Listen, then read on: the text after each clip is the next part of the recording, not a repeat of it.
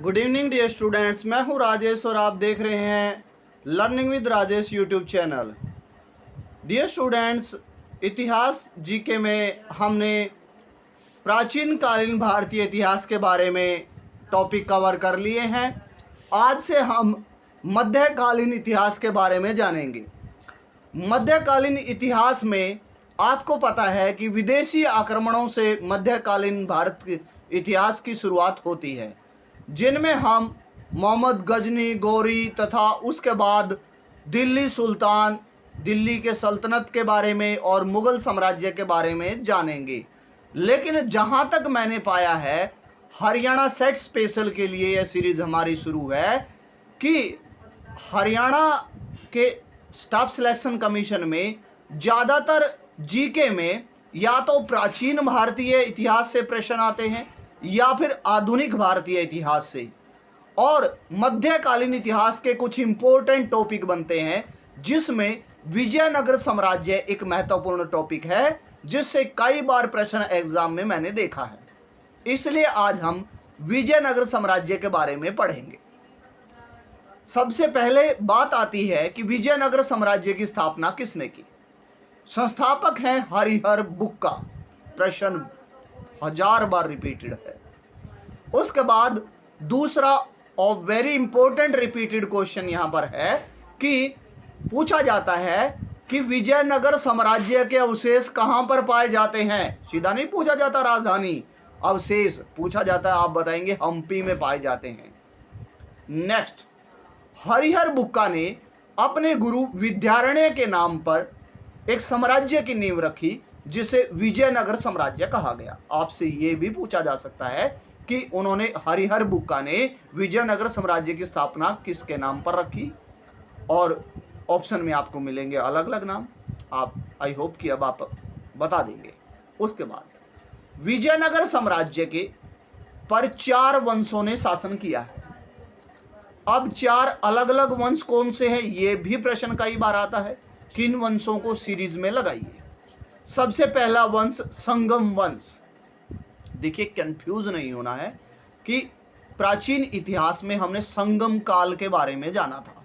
संगम काल अलग है, यहाँ पर विजयनगर साम्राज्य का संगम वंश अलग है। सबसे पहला वंश संगम, दूसरा सालूब, तीसरा तोलूब और चौथा वंश अराविडू वंश है। आई होप कि आपको ये 4 वंश याद हो गए होंगे। अब बात आती है एक एक करके पढ़ने की 4 वंशों के बारे में। हरिहर और बुक्का ने अपने पिता संगम के नाम पर पहले वंश का नाम संगम वंश रखा। देवराय प्रथम, हरिहर बुक्का यानी हरिहर प्रथम, उसके बाद बुक्का प्रथम, ये प्रमुख शासक हुए हैं शुरुआती। और उसके बाद महत्वपूर्ण शासक हुए हैं देवराय प्रथम, जिन्होंने तुंगभद्रा नदी पर बांध बनाकर विजयनगर साम्राज्य को सिंचाई सुविधा उपलब्ध करवाई। देवराय प्रथम के काल में इटालियन यात्री निकोलो कांटी भारत आए। अब ये प्रश्न भी कई बार रिपीटेड है कि निकोलो कांटी नाम के इटालियन यात्री किस विजयनगर साम्राज्य के सम्राट राजा के दौरान आए थे। आप बताएंगे देवराय प्रथम के। तो याद रखने की ट्रिक आपको दे रहा हूं। पहली बार में ही कांटा निकाल दिया था। पहली बार में रतम आपको ऑप्शन में देवराय प्रथम मिलेगा, देवराय द्वितीय और देवराय तृतीय भी हो सकता है, इसलिए पहली बार में ही कांटा निकाल दिया था देवराय ने। देवराय प्रथम के काल में निकोलो कांटी।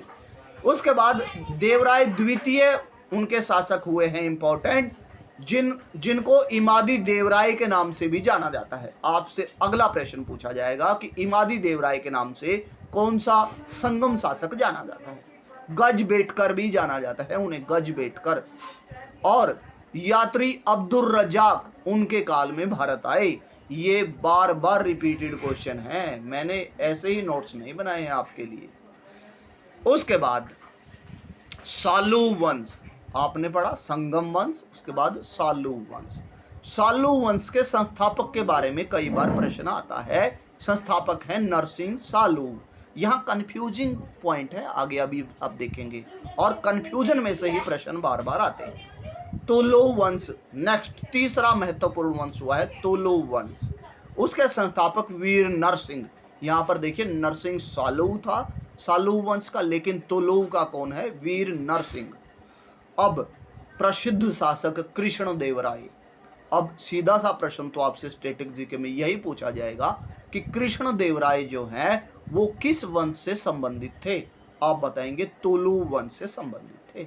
फिर बताएंगे कृष्णदेवराय का काल भी पूछा जा सकता है, क्योंकि इंपॉर्टेंट जो पॉइंट्स होते हैं उन्हीं से डीपली क्वेश्चन भी आते हैं।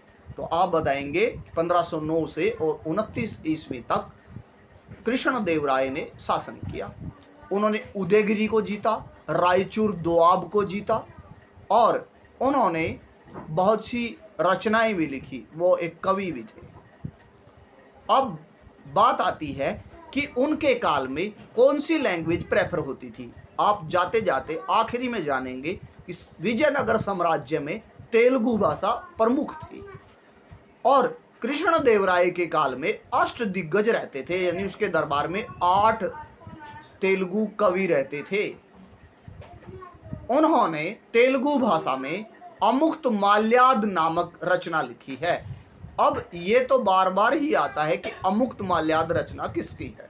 आप बताएंगे कि ये रचना कृष्णदेवराय की है। अब अगला प्रश्न आपसे डीपली ये भी पूछ सकते हैं कि उन्होंने किस लैंग्वेज में लिखा। आप बताएंगे तेलुगु में लिखा। उसके बाद जामवंती कल्याणम, ये भी इंपॉर्टेंट प्रश्न बनता है कि उन्होंने कौन सी लैंग्वेज में लिखा। ये उन्होंने संस्कृत में लिखा है। उसके बाद उनके यहाँ पर यात्री, विदेशी यात्री कौन कौन से आए, तो पीबी, मैंने ट्रिक आपके लिए बनाई है। पीबी, पी हेयर मीन्स डेमिंगो पायस और बी हेयर मीन्स बारबोसा। तो आई होप कि आपको दोनों यात्रियों के बारे में याद हो गया होगा।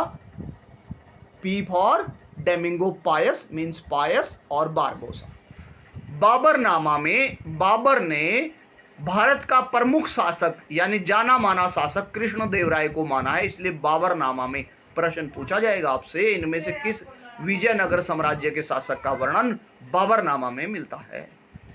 और हजार स्वामी मंदिर का निर्माण भी उन्होंने अपने साम्राज्य में करवाया था। नेक्स्ट, आई होप यहां तक आपको समझ आ गया होगा। तालीकोटा या राक्षस तागड़ी का युद्ध बहुत प्रसिद्ध है विजयनगर साम्राज्य के पतन का कारण जो कि था। आपसे कई बार प्रश्न पूछा जाता है। क्या बताएंगे आप? प्रश्न पूछा जाएगा कि निम्न में से किस युद्ध के दौरान विजयनगर साम्राज्य का पतन हुआ? तालीकोटा। और फिर पूछा जाएगा कि कब हुआ? 1565। तो हर बार याद कर लेते हैं, डीपली आने लगे हैं क्वेश्चन अब एसएससी में। तो आपसे पूछा जाएगा कब? 23 जनवरी, 24 जनवरी, 25 जनवरी, 26 जनवरी 1565। आप बताएंगे 23 जनवरी। उसके बाद विजयनगर साम्राज्य के विरुद्ध संघ बनाया गया था, यानी जो विजयनगर साम्राज्य के दक्षिण में एक संघ था 5 प्रमुख शक्तियों का, उन्होंने एक संघ बनाया जिस संघ ने विजयनगर साम्राज्य के शासक को हराया। अब उस संघ में कौन कौन सी शक्तियां शामिल थी? आप बताएंगे गोभी का बीज कहाँ मिला? अहमदनगर में। कहाँ पर मिला गोभी का बीज? अहमदनगर में। Go for Golconda, B for Bidar और बीज फॉर बीजापुर और अहमदनगर। आपको याद हो जाएगा। अब ऑप्शन में आएगा कि इसमें बीदर शामिल था या नहीं था। ऑप्शन मिलेगा बीदर। अब बी से बीदर, आप बताएंगे कि बीदर भी शामिल था। बी से बीदर। उसके बाद बरार इसमें शामिल नहीं था। 5 शक्तियां अभी मैंने जिक्र किया, बरार इनमें शामिल नहीं था। रामराय के नेतृत्व में विजयनगर की, यानी रामराय नेतृत्व कर रहा था विजयनगर साम्राज्य का, और अली आदिल शाह जो है वो इन चारों शक्तियों का प्रमुख था। नेक्स्ट, अरविडु वंश। लास्ट वंश जो है अरविडु वंश है, उसके संस्थापक तिरुमल हैं। राजधानी उनकी, उन्होंने हम्पी से राजधानी, हम्पी तो बहुत पुरानी राजधानी थी, उनके बाद तो और बहुत राजधानियां रही हैं, पेनुगोंडा और बहुत सी राजधानियां हुई, तो उन्होंने पेनुगोंडा को राजधानी बनाया। वेंकट द्वितीय अराविडु वंश का अंतिम शासक हुआ है।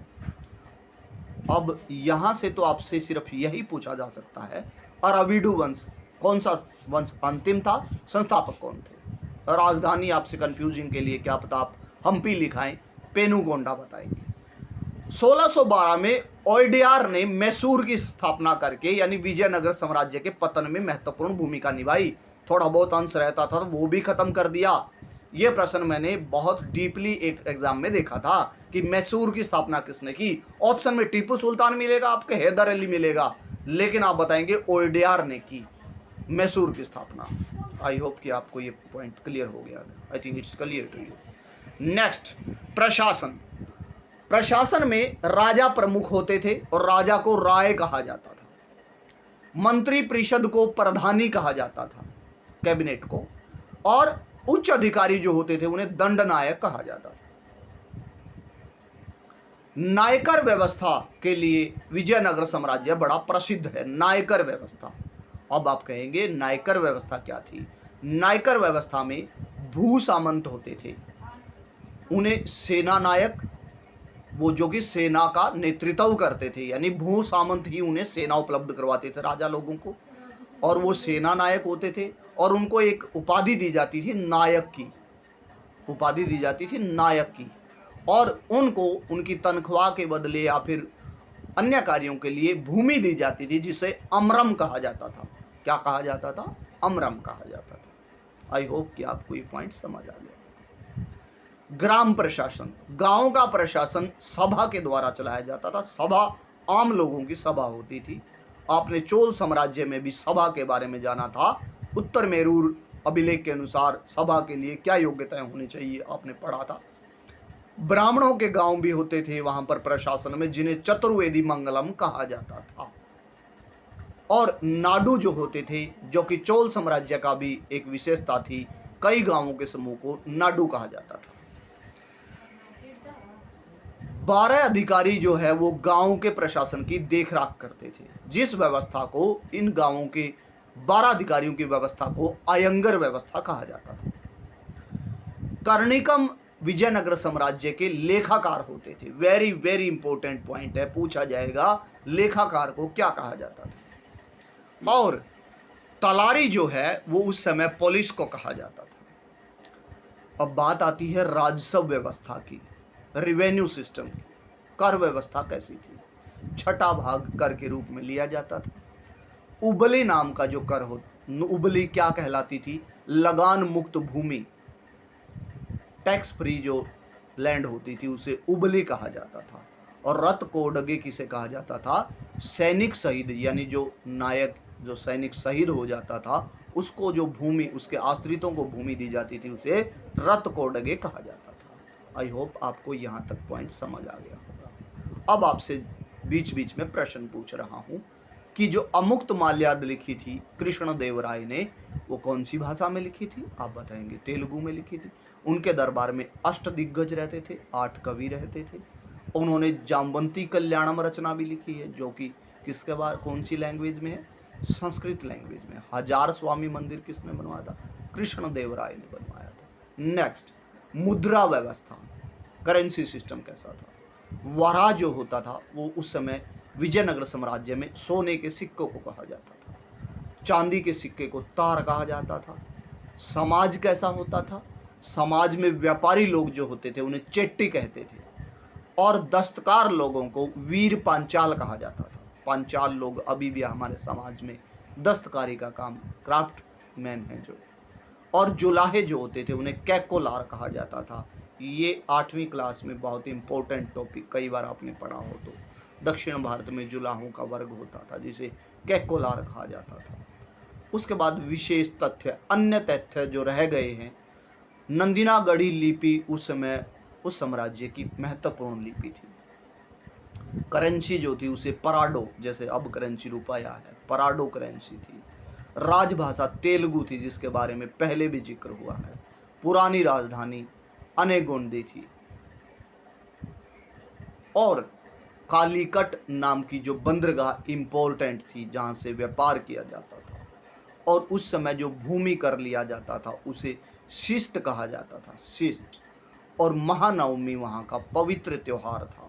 जैसे यहाँ पर जन्माष्टमी वगैरह बहुत से त्यौहार हम मनाते हैं, लेकिन महानवमी उनका पवित्र त्यौहार माना जाता था। आई होप कि आज का सेशन आपको पसंद आया होगा, सभी पॉइंट्स क्लियर हुए होंगे। यदि आप मेरे यूट्यूब चैनल पर नए हैं तो please subscribe the channel, like and share also. Good and have a good evening.